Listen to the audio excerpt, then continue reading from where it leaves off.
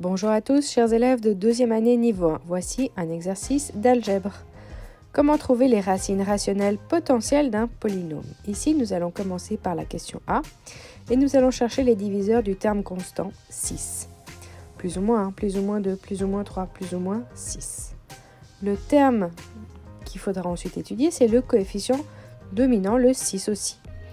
Donc, on va diviser les coefficients, les diviseurs de 6 par les diviseurs de 6. Pour n'en oublier aucun, eh bien, on va classer ça dans un tableau à double entrée. Donc, on va à chaque fois mettre les diviseurs du terme constant divisés par les diviseurs du coefficient dominant. On va ainsi obtenir plusieurs possibilités, mais certains vont se répéter. On va donc après devoir tester ces valeurs-là. Ce seront les potentielles racines, les potentielles solutions de notre équation. Combien de solutions pourraient être testées? Appelons P de x le polynôme que l'on va tester et on va devoir trouver ici à chaque fois les images. Si elles donnent 0, alors ce sont des racines ou des solutions de l'équation. Maintenant, ici, on en a uniquement 18. Donc on va tester tout ça, mais attention, on va y aller à la calculatrice pour éviter les fautes, pour aller plus vite, et je vais vous expliquer comment on utilise la calculatrice. D'abord, je vais faire la liste pour voir bien quelles sont les valeurs à évaluer. Donc ici, une fois qu'on les a toutes, eh bien, on va pouvoir passer à la calculatrice. On va utiliser la fonction table. Avec table, on peut rentrer tout le polynôme dedans. Et puis, attention à bien descendre avec la flèche quand on passe d'une puissance à un coefficient.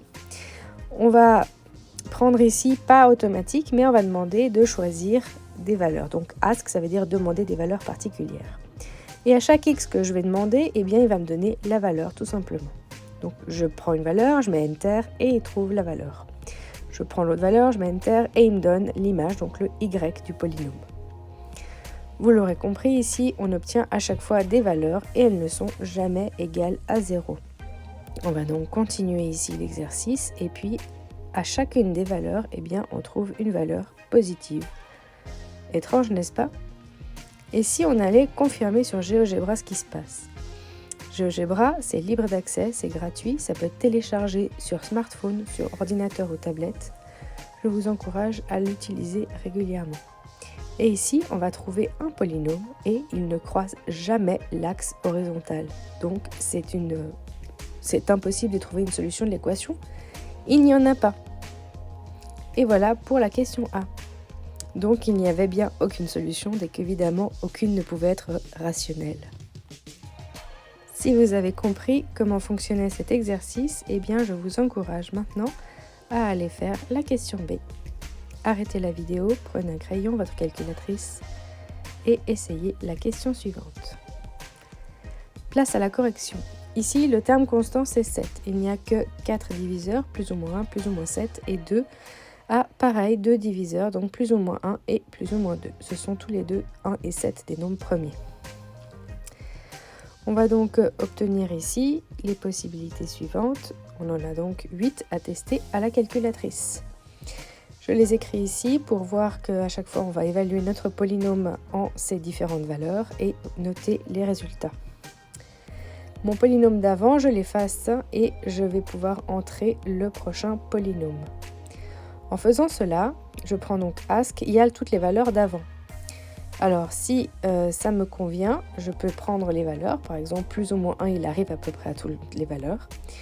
Le moins 1 aussi. Et puis après, à chaque fois que je mets une valeur dans la calculatrice, je mets enter, il s'écrit par-dessus les valeurs qu'il y avait avant. Donc, pas besoin d'effacer.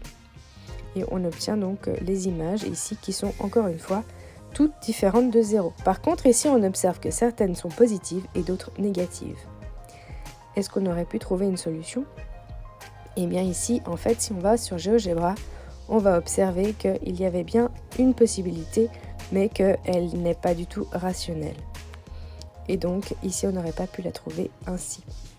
J'espère que cet exercice est clair. Je vous souhaite de bonnes révisions à tous.